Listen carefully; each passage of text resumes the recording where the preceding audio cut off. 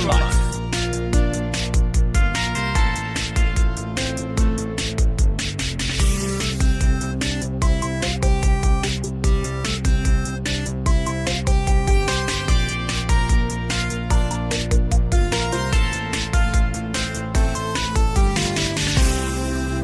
Welcome to Extra Life. I'm Keza Macdonald. And I'm Ellie Gibson. Are we just abandoning the intro altogether now? You didn't say what Extra Life is. We really haven't managed to nail down a description of this podcast that's even vaguely acceptable. So let's just jump right in, shall we? Carry on. Our guest today is Mr. Jim Howick. Hello, Jim. Hello, everyone. Thanks for having me. You're most welcome. How are you getting on in Lockdown 2? I'm okay. Lockdown 2 is kind of like normal life for me. I'm sort of filming Sex Education 3 at the moment. So I've been back and forth to Wales every couple of weeks, and we're deep into writing Ghosts 3, which we're planning to film, all being well, in February. Brilliant. Everything's going to be normal by February, so right? Lockdown 1 was, walking dogs and a roast dinner every day and a family quiz every week. And I mean, it was quite nice. There were aspects, it was miserable and it was bleak, but there were aspects of it that I quite liked. The roast a day I could go with again. I have to tell you, Jim, that for lockdown 1 for me was your face much of the time, because you're in these grown-up TV shows that are very critically acclaimed, blah blah blah, but more importantly, you're in Horrible Histories, of course. Yes, that's right. And I have a 6-year-old son and a 9-year-old son, and God forbid I should actually have to teach them anything during the homeschooling thing. So our homeschooling every day, a great proportion of it was Horrible Histories. So honestly, looking at your face now is I feel like I've looked at your face so much. I feel like we might as well be married. I feel like we're married. Take the bins out, please, Jim. For God's sake. No, I'm not having sex with you. Yeah, I'm not having sex with you. There's a clear rota. It's not your birthday. I was worried then that you were going to say that I was in your nightmares. No, I want to say thank you. Thank you so much. We had lockdown dreams, didn't we? No, thank you so much. I'm pleased that I provided you with some guilt-free screen time. It's insane, actually, how many people watched Horrible Histories over the first lockdown. I got rather a lot of attention on my dog walks. Yeah, I just said quite early on that if you watch enough Horrible Histories, it's basically like doing an A-level. So that's what we've gone with. And actually, I've got a history A-level, and genuinely, I've learnt more from you dressing up in silly clothes than I have from Alan, what was his name? Alan Wickham, I think it was, who taught me at Orpington College. Why are you asking me? I don't know who your history A-level teacher was, Ellie. I know we know each other quite well, but I've not memorised that level of detail. Some friend you are. So have you also been playing more video games, Jim? Has that been a way you've been passing the time? Yes, absolutely. Yes, I've, like millions of others, I literally dusted off my PlayStation 4 that was behind the telly because I hadn't played for about a year before lockdown. I kind of just got sort of tired of all the sort of 24-hour updates that you have to do when you put your PlayStation on for the first time in sort of 3 months, and sort of gave up in a huff. So yeah, I dusted it down and I've been playing, I've been actually racing with a guy I walk my dog with now and again. I'm racing, it's F1 2019.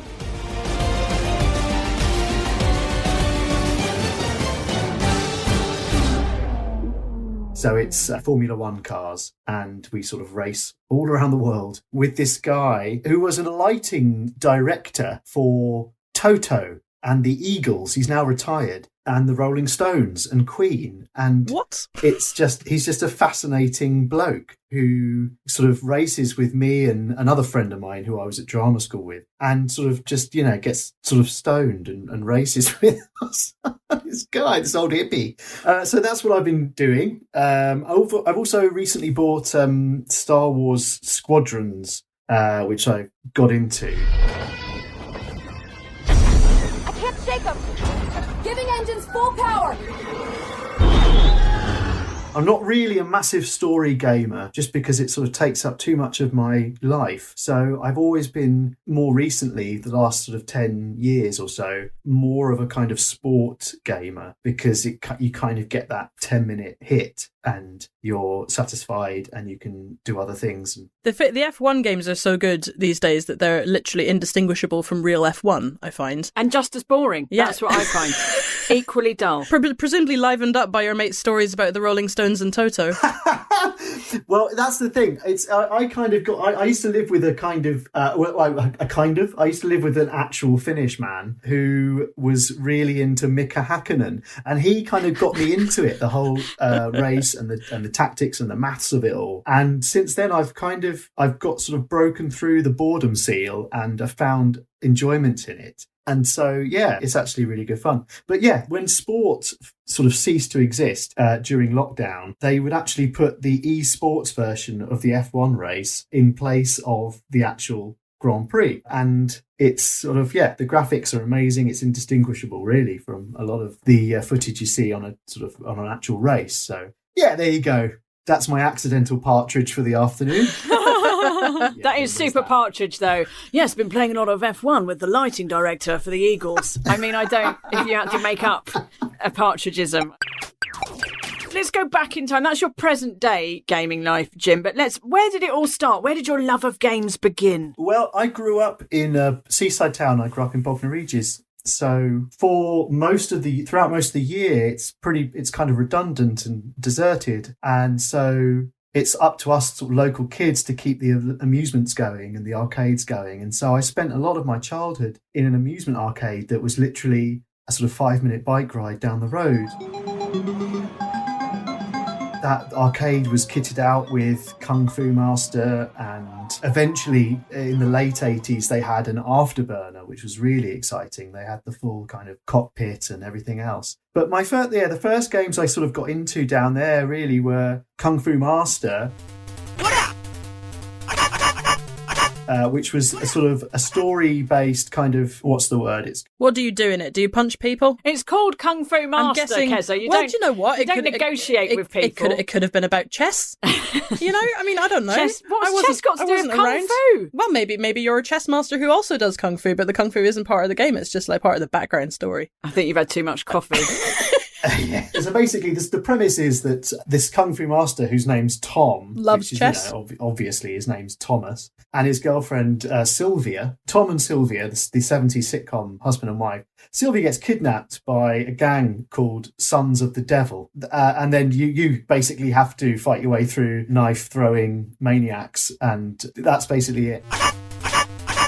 And that was my first sort of taste of a story game, a revenge game, but I never completed it because it was an arcade game and you only got sort of 5 minutes to play. And then the other arcade game that I was obsessed with was a game called Outrun, which was essentially a couple in a Ferrari Testarossa convertible, I think. There you go, another accidental partridge. Get ready.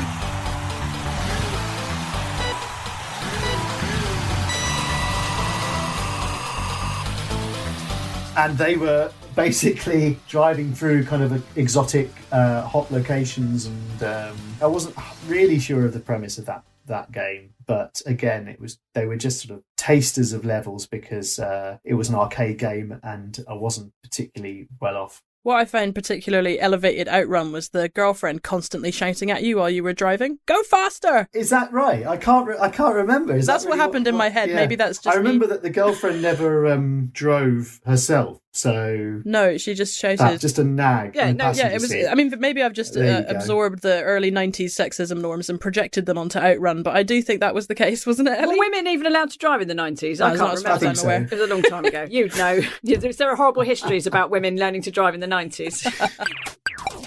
The thing about the British seaside town arcades is that they've literally still got the same games in them. Like, it's the same, like, my local one still has Outrun and Daytona, but they're still like a quid or two a throw now. It's like, this game is from 1997. Really? How did you finance this arcade habit, Jim? Well, at home, it was, pocket money, I guess, and just Dad's coin bowl that he had by the door. When I was on holiday, we would go to Spain, and there would always normally be an arcade place nearby where my parents were sort of drinking, or if we went to a bar or something, I'd get a Coke and bother my dad for pesetas most of the night until, and then, when I run out of my sort of quota for pesetas, then I would be the kid who would sit and pretend to play an arcade game and just have start game flashing at me. There's something special about British arcades, definitely, and seaside arcades. But yes, there's something about continental European Like those, like a few years ago, me and my family went to a holiday camp in France, and it was all a bit weird. I think it was trying to be like Centre Parks, but budget. So like you slept in what was basically a shed, which the boys quite enjoyed, obviously. And then they had one of these terrible sort of cafes where it's all fading Orangina posters and pissed Belgians. But in the corner, there was a machine of Jambo Safari. Yes. Jambo Safari. Have you played Jambo Safari, Jim? I haven't, no. Perhaps on the back of this podcast. I'm sure I remember it. Don't you have to just lasso wild animals? Isn't that the premise of Jambo Safari? That's right, Keza. You drive across the savannah in your poorly handling Jeep, and you have to pull a stick, and then that throws a lasso. And what I like as well, now I'll be honest, I'm not a huge animal person, right? Obviously, I care, I don't wish them harm, but I'm not. I mean, you think cats are sinister, we know that. I do think they're deeply evil, but what I sort of like now I sound like a monster. But in Jambo Safari, what I sort of like is you can see the emotions, and this was before emoticons, this was in the olden times, you can see the emotions of the animals in a little bubble above their head. So you can see when you've really pissed off a giraffe, or like if a baboon is really fucking angry, like you can actually see what they're going through as you lasso them, and then you have to drop a crate on them. I mean, are they more or less receptive to lassoing if they're happy or angry? Well, you sneak up on them, and then they get frightened, and then they get angry when you have horrible. to. It's good. Yeah, I think this is why I don't know about this game. I was much more into sort of killing heroin smuggling Arabs in Desert Strike or something like that. Well, it's not problematic at all. It's fine. So when I found this arcade cabinet in this French weird campsite, it was like finding a Fabergé egg in a Lidl. It was just like, because I used to play it many years before, when I was in my 20s, I used to work in Soho, and there was a play to win on Old Compton Street, and they had a Jambo Safari machine, and we used to spend upwards of, I would say, £40 in there most lunchtimes, just lassoing zebras, and it was joyous. And I liked it so much that I nearly brought down Sega. Do you know this story? I do not know this story. So... Wow. Jim's rubbing his eyes. No, it's true. So I'm just wondering what the end of level boss is on this game. Like, is it King Kong, or is it like a kind of a rare beast? It's a unicorn. I think you have to kidnap Cecil Rhodes, and then you end colonialism forever. I think that's... This does sound like a kind of those Victorian explorers that enjoyed collecting animals by just murdering them and bringing them back. Yeah. It sounds like that, but in video game form. I mean, a bit. But I used to love this arcade game. So when I became a games journalist, I used to tell everyone at Sega who would listen how brilliant Jambo Safari was, and how they should make a new version of it. They should bring it back like they did with Echo the Dolphin and all those other games. And then years after that, I was at a sort of a games event at a posh sort of dinner, and I was talking to this like boss of Sega, and they'd done it. They brought out Jambo Safari on the Wii. And it wasn't very good, to be honest. I gave it 6 out of 10. But I told him how I like to attribute that to myself, and how I tried to convince all the people at Sega to make this game. And he went, right, so it's your fault I've got 70,000 copies of that game sitting in a warehouse. And I was like, oh, well, it's all right. You can always do another Sonic. Doesn't seem to matter if they're shit. No one seems to mind. Arcades had kind of died by the time I was old enough to visit them. Yeah, all right, we don't need to go on about your bloody 12 again. So all my arcade experiences were in Japan, where the arcade... Yeah, it was still very much a thing. After I'd done my classes for the day at uni, I'd head down to the local arcade, and there were all these like local players, like local teenagers who had just one. There was this one girl who'd come along on Wednesdays about 4:00, and she was the most talented person I'd ever seen in my life playing a Dance Dance Revolution. And everyone would just stand back and watch. Like there were various like famous players in each arcade who were obviously just local kids, but they would be stupidly good at one or the other. There was this game called Jubeat, which was a music game. If you imagine like two cubes on top of each other, and there's like 16 square buttons on it, and it's kind of glowing like a bioluminescent glow, like it's come from space, and it screams really, really loud pop music at you, and you have to... Is this a dream you had? This is a real thing. And you have to touch the 16 different cube buttons to make the music happen, and you feel it's basically like being a kind of mad orchestra conductor octopus. You have to use insane gestures, and you look like a mad person playing it. Yeah. And is it a different... Because I was in Japan in February, and I saw people playing Jubeat. Still, it's a big thing, but is it a different arcade culture there? Because it seems like people kind of go on their own, and you watch them play, and you think, God, you must have spent literally years getting this good at this game just on your own. Yeah, I mean, I guess that must have been the same in the kind of golden era of arcades with Pac-Man and Space Invaders. There would always have been that person in the arcade who was just super, super good at that their cabinet. Anybody wants to see, there's a Donkey Kong kill screen coming up. There's a Donkey Kong kill screen coming up if anybody wants to watch. I mean, yeah, there was always the kid in town who could get to a certain level. But yeah, in Japan, it's still a thing. They take it so seriously. It's almost like a gym. It's like a sort of gymnasium. Those games. Well, I was filming this show once, and we were sharing a hotel with the Scottish national football team, and they had this sort of gym set out. And one of the things they had was one of those reaction games where you have to sort of hit the spot. So these games are actually very similar to these kind of sports training assemblies, I suppose. They take it very seriously indeed.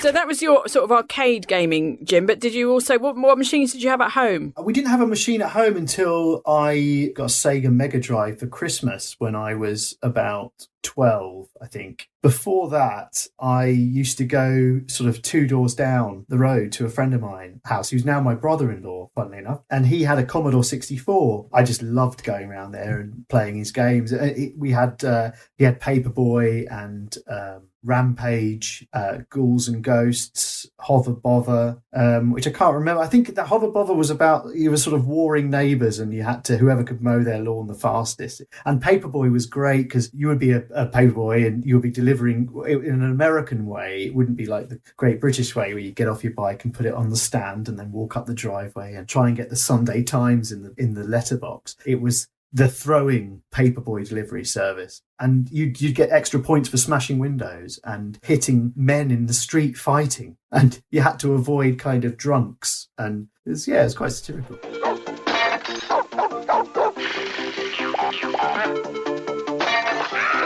Warning, such behavior is irresponsible, immature, and very foolish.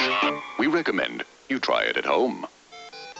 Paperboy. Why are so many games of that era about like suburban passive aggression or just straight up suburban aggression? It's a good point. Yeah, I wish games now should be like that, really, shouldn't they? Did you have a lot of aggression at that time growing up in Bognor Regis? Were you a very angry What do you call someone from Bognor Regis? A Bognor Regite. Bognor Regal. It's a pretty benign place, to be honest. You were a paperboy. So you had what I would imagine, I've never done it, but I would imagine it's quite a sort of, it's manual labour, isn't it? It's quite a tedious job. Yet you chose to simulate that in a small amount of pixels and play that for leisure. Well, absolutely, yeah. I mean, I used to play that game before I was a paperboy, so the first few rounds were pretty tricky. Yeah, so there was that game, and there was California Games I was really into as well. I loved the idea of a sort of Olympic-style game with these kind of cool, beachy type sports that really sort of tapped into the late 80s kind of Miami Vice, Bermuda shorts kind of culture.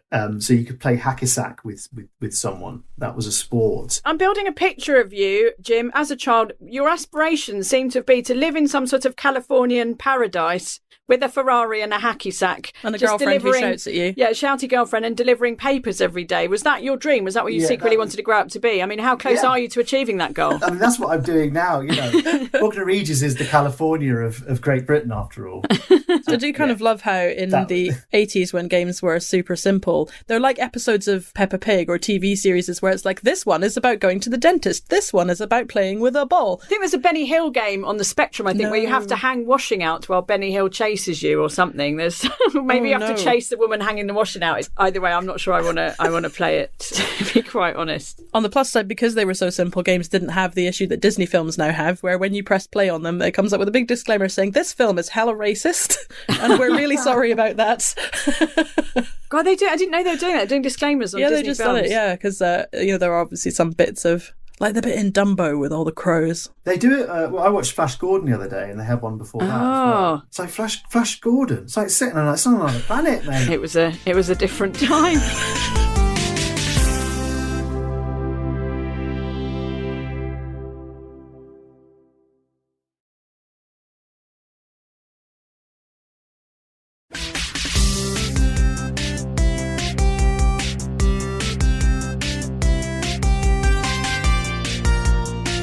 How did your gaming progression sort of go, Jim? After the arcades, you had the C64 at the neighbours. Yeah, after the arcades, we had we had my dad brought home. I don't know where he got it from. My dad was a sort of in-house electrician at a posh sort of boarding school in Sussex. And so I don't know if he borrowed it, like if one of the boarders had left it for the weekend there and he just nicked it, essentially. I don't know. But he brought home for the weekend is it an Ingersoll console? It was basically a sort of 1977 orange console with a rotary control, which was essentially Pong. It was like Pong, but it had this sort of audacity to say that it was football and squash and all those other games that it really wasn't. Blow your mind from Ingersoll. So that was amazing. That was my first taste of a sort of at-home computer experience, arcade experience. And then my friend with the Commodore 64, and I play with him all the time. And then, finally for Christmas, I got a Mega Drive, my own console, and it's still probably the best Christmas present I ever got. With thousands of colors, 16-bit graphic technology, and 10-channel mega stereo sound. The most advanced video game system in the universe. Yes! Mega Drive. Tell us what that Christmas morning was like when you opened that Sega Mega Drive. Did you know it was coming? Was it a big... Did you still believe in Santa at this point? 13 would have been quite... Children late. were stupid in the 80s, Keza. Well, they were. We were stupid. I was told to, basically, if I didn't believe, I wouldn't get any presents. That was just to keep the magic going. That's real coercion. That's what you want for Christmas the magic. Nazis got very far with that logic. Yeah, that's it. Well, I've been bothering my sister for a while, basically just asking her if that's what I was getting, to the point where she said, no, I'm sorry, but they haven't bought you this. Good strategy. I was absolutely destroyed. And so it was a U-turn on Christmas morning. And I remember sort of just running up and down the hallway like a kind of maniac child. Oh. Yeah, I couldn't believe it. On planet Earth, a scientist creates the ultimate machine. At last! A machine that will give him the power to journey into the mega world. I think the game that came with it was Sonic, and my parents had bought me like another game, which was like Soccer 1990 or something. So yeah, I was playing Sonic most of the morning. My parents used to make us wait, my brother and I, if we got a game for Christmas, or even if we got a new console, we had to wait until after Christmas lunch. What? Before we were allowed to play with it. That's child abuse. It is, right? I spent so many Christmases just like having to talk to elderly relatives. So you'd already opened because I know that some people wait to open their presents after lunch. But you'd already opened your present and you weren't allowed to play with it. No, I had to open it in the morning and then it would just sit there all day staring at me. That's torture. In my house, kids open the presents 5 a.m, absolutely fine. Start playing them fine. I start drinking champagne at 6. Yeah. So, ignore them the rest of the day, basically. Absolutely. Isn't that what the presents are for? So you can ignore your children for one precious day. I am very excited about this Christmas, Keza, because at the time of recording, the PlayStation 5 is about to launch and you cannot get them. You can't even pre-order them. I have managed to, and now there might be children listening, I've managed to arrange with Santa, Keza. I've arranged with Santa that I've secured a PS5. Special delivery. Special delivery for my son that he doesn't know about. And he thinks, you can't get them. He's 9. If that child opens that present on Christmas Day and does not cry, I think I'm going to boot him out of the house. That's what I'm saying to you. Got to be tears, otherwise it's not exciting enough. Sobbing, weeping, you're the best mummy in the world. I'm never going to leave home or do drugs or get anyone pregnant. I love you so much, mummy. Thank you for everything. If I don't get that speech, he's out. On the other hand, I've got a teenager in the house who just expects it. He's just like, so when I get the PlayStation 5, literally, he hasn't even asked. He's just like, when I get the PlayStation 5, I'm like, I'm sorry, what? Well, I mean, this is what happens when you grow up living with 2 game journalists. No, but yeah, exactly. He lives with you. So you've probably like me, you've got all the things, just right? Thinks it's normal. He just thinks it's standard. I don't know, he goes around other people's houses now. He must understand that you shouldn't just get everything for free. Kids these days. Have you got kids, Jim? I don't know. I don't have kids. I've got 2 dogs. Are they into games? PlayStation 5's completely wasted on them. Do you still game these days then? I do, yeah. I play at the moment. I'm F1, obviously, with the racing group. The racing club is what our WhatsApp group is called. We used to race Lockdown 1. We would race every day for an hour. But when I'm on my own now, I play Star Wars Squadrons. I'm playing that at the moment, and I'm kind of a third of the way through it. Are you playing it in VR or in normal vision? I'm playing it in normal vision. Normal vision is just what I call real life now. Why don't you just say, are you playing it in VR? Are you playing it in VR or not? You can stay in the sentence. It has to be just normal vision. I've got to think of a new word for reality. Is there a third option? Look, Keza has literally lost touch with reality. Normal vision, augmented sorry. reality and virtual reality. The 3 states of being. This happens sometimes. She just goes off on one. Was it actually made for VR? Star Wars Squadrons. It probably was, wasn't it? Yeah. I mean, you can still look around. You can look around the spaceship and go, oh yeah, look at that. It's still amazing to play. 1 Squadron. The galaxy's finest.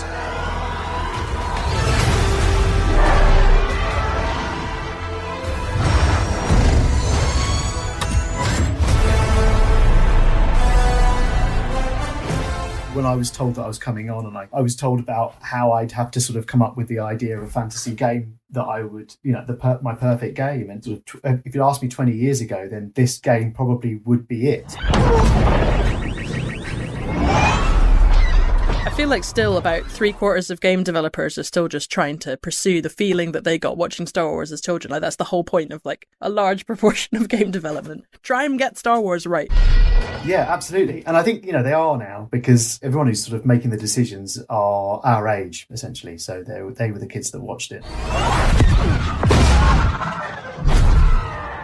Going back to, you were saying you had a daily lockdown game in Lockdown 1 where you would play F1 every day. Now, we've talked before on the podcast about games as a kind of therapy or a means of getting through lockdown. Was that what it was for you, or was it really just some bloke sitting around driving a car? It wasn't, certainly to begin with. I think once I started becoming busy work-wise, I really missed just chatting with the guys. And so, yeah, I guess it was a form of therapy. And we really got good at the game. And Lewis Hamilton rounds off the grid. And with lights out just moments away, it's time to go down to the track.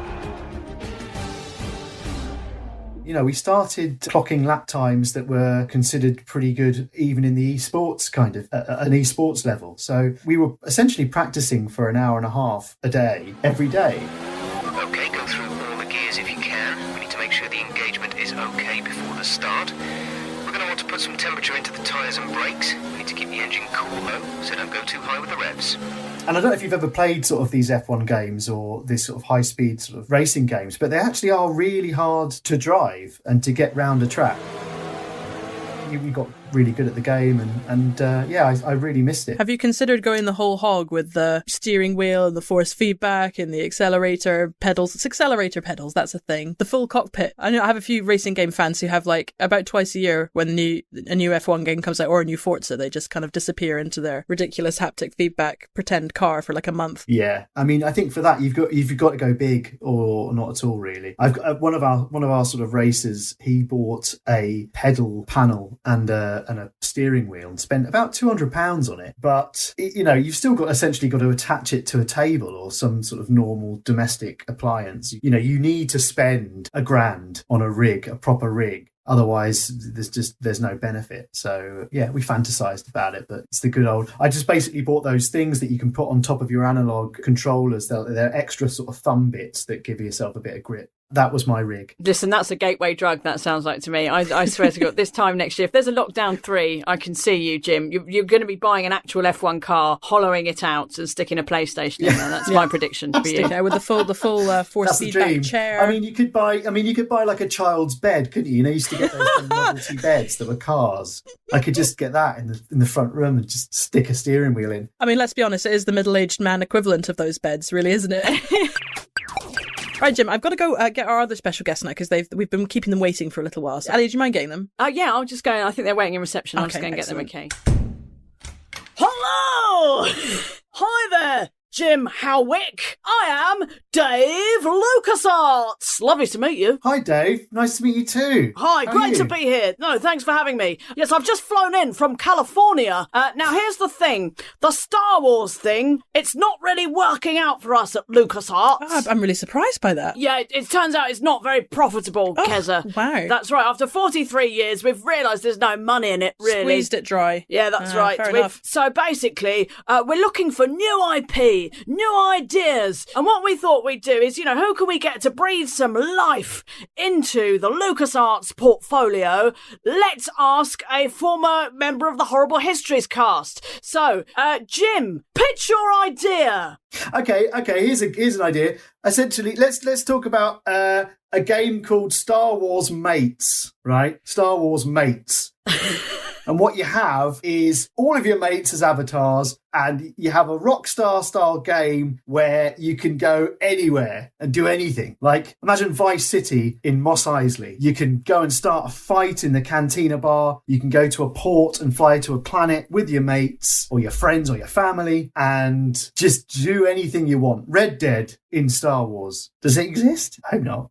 Keza, correct me if I'm wrong. My memory of my own company's history is not absolutely stellar, but I do believe we made this game. Was it not called Star Wars The the Old Republic Star Wars, or the something. Old Republic. You did, yeah. You know what? It kind of didn't really work out that time, but maybe the world is finally ready for the Star Wars multiplayer RPG of everyone's dreams. I'm going to be honest with you. It's good to be honest about your own failures. That was quite a shit game, Jim. How do you propose we make it good? You can go on a safari and you can kill womp rats and Jawas with a lasso. Cut their legs off and turn them into ashtrays. I tell you what, can we throw in this? What about Ewok umbrella stands? Done. Great. Okay, I think we're on to a winner. Star Wars The Old Republic, but with extra inexplicable bloodlust. I'm into it. What sort of budget are you looking for this, Jim Howick? I have absolutely no idea. I've got a tenner in my back pocket if you need some extra. 100 million. 100 million lira. Done. Okay. Right. Oh, brilliant. I better be getting back to the old California. Do you want me to, next time I come over, Jim, do you want me to bring you back a Ferrari or a shouty woman or anything from California? Yes, please. Thank you. I'll come to you. Yeah, whatever you like. I'll just be hanging out with George Lucas in the Weatherspoons. Thank you so much, Mr. Lucasarts. Bye! Bye! All right. Well, I'm so sorry Ellie missed that. Hi. Oh, just saw, what was his face? I think he's going to miss his plane. You better hurry up, actually. It's a good job his Ferrari's outside, otherwise he'd probably miss it. Oh, that's useful. I didn't know Uber did that these days. It's good, yeah. This is like the bit in Superman 2 when he goes for a hot dog and then Superman comes in. Listen, it's magic. It's the magic of radio. Don't spoil it, Jim. Right. Should we do Quickfire then? Can you sound more excited about it, please? I've confused myself as to where we are in the rhythm of the show. This is why we're never going to be like professional We hosts. are professional hosts. Imagine if Bradley Walsh. This is literally professional hosting that we're doing right now. Don't undermine our professionalism. No, you've just undermined it by going. Oh, should we do a quickfire round? No. Imagine if Philip Schofield, or what's he on now? The Krypton Factor. Is that what he's? I don't know. If he was like, oh well, it's time for the final obstacle course. Obviously, that wasn't for broadcast, Ellie. That was just from my own understanding of the rhythm of the show. Hey, Jim, would you like to do a quickfire round? Yeah, let's do it. I'm really excited. Yeah. Right, it's time for the quickfire round. Better. Good. Okay. Yes, this is where, Jim, we ask you some quickfire video games themed questions and then we judge you on your answers. Oh, good. Okay. Everybody loves the judgment part most. Listen, we all do it in our heads all the time. Yes. Question 1. Sonic or Mario? Oh, Sonic. Gotta stay loyal to the guys at Sega. That's right. You do have to pick a side. Sonic's making up the numbers now. Console or PC? Console. Yeah, it used to be console. It still is. Yeah, it's console. Ken or Ryu? Ryu. Don't come in with your Ryu. Listen, that's how we said it in South East London in 1994. I don't see why we should have to change. Of course, that is where Street Fighter was made and conceptualised. Correct. Ken or Ryu? I'm going to go with Ryu because my best friend was always Ken. Space Invaders or Pac-Man? Space Invaders. Completist or can't be arsed? Can't be arsed. Massively. I don't think I've ever completed a game apart from Street Fighter 2. I think that's the only game I've ever completed. And it's not, that's just another fight, isn't it? That's quite hard to complete, though, I think. Yeah. I mean, it's not The Witcher, don't get me, in terms of time, but... Yeah, it took me a while, but then, you don't have to start again. If you're on the console, you just, I completed it on the SNES. I rented a SNES from this video store rental place called Channel 5, funnily enough, and played it all weekend, completed it. Only game I've ever completed. Call of Duty or Candy Crush? Call of Duty, I think. I didn't sort of get into Candy Crush. Call of Duty I played a few times, and I really like the idea of it. Again, it's one of those games that I think would be a sort of fantasy game when I was 10, like the idea of playing with your mates. But I just panic at those shoot-'em-up games. I just panic. I can't get the direction right. I shoot the floor, I shoot my feet, I stay in the corner of the room. I'm like the guy at the end of Blair Witch. I'm just sort of walking into the corner of the wall. But yeah, Call of Duty, yeah. There was one person who used to come around my house to play Halo when we would have lots of people playing Halo, and she would just spend the whole time with her gun pointed straight at the sky because she couldn't, and she just literally had the greatest time of her life just shooting the sky and wandering around and wondering what was happening. Yeah, I mean, why not? Whatever gets you hard. Like someone who takes a gun to a festival would just sort of dance and shoot it up to the sky. Playing as Oddjob in GoldenEye, cheating or totally fair? I think it's fair. I can't remember. Did Oddjob have special powers? He was just an awful lot smaller than all the other characters and therefore harder to shoot. That's great. Okay. That is great game design right there. That is great. No, it's fair.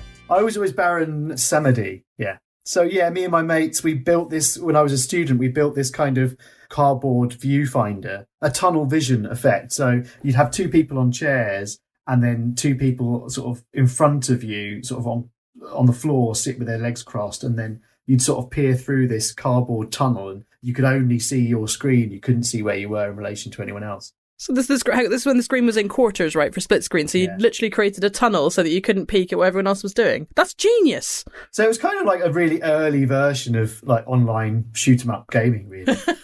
Except with cardboard, like Blue Peter version of that. That's a pretty good anti-cheating device. Yeah. Pro Evo or FIFA? Pro Evo, mate. And I'll tell you why. Because you can create your own telly. You can create your own team.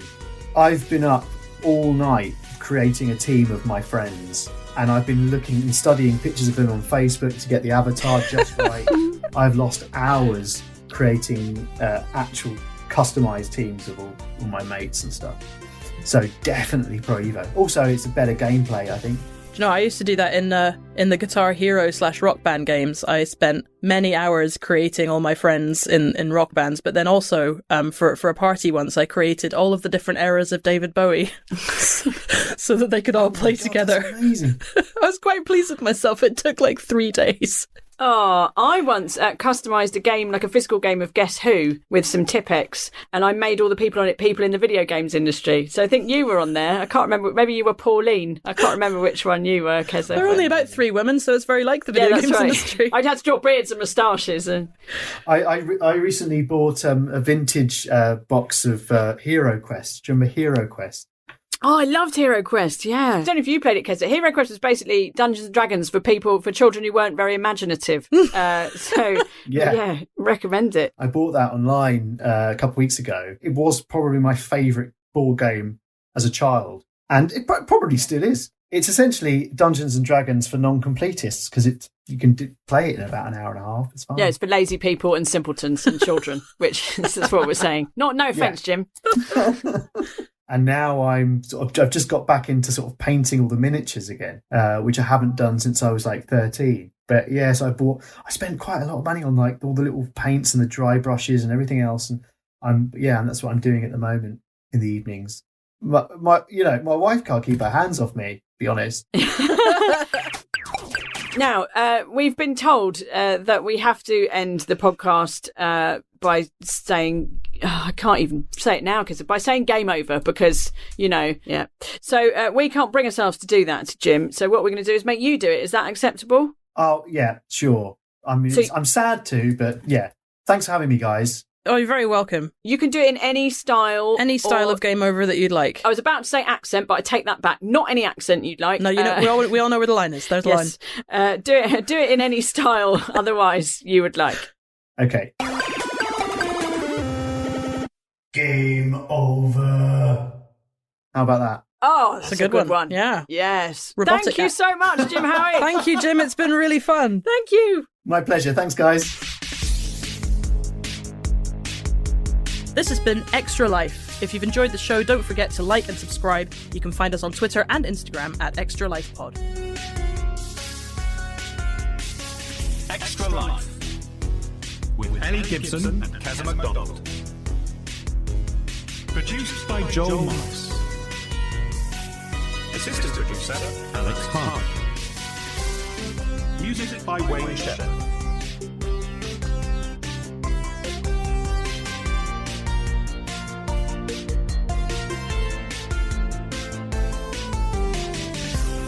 Extra Life is a Great Big Owl production for Auddy. We've had some complaints from the various video game executives featured on this show, and we'd like to just make absolutely clear that Ellie's voices do not represent the actual views of any of the corporations mentioned. Oh, spoil sport. I'm Mason Lane. I'm a journalist, but like everyone else now, I'm also a podcaster too. So I've combined this unique skill into a new series called Cold Case Crime Cuts. a true crime podcast that investigates some of the coldest, truest crimes of ever. Who really shot the sheriff? Just how smooth was that criminal? And why was he, she, or they hairless? And just who shot who at the Copacabana, the hottest bar north of Havana? 8 mysteries told in song and solved in story. Stories that sing, or have been sung, in song. Listen out for them. Maybe before you listen to this. Stories. This is Cold Case Crime Cuts.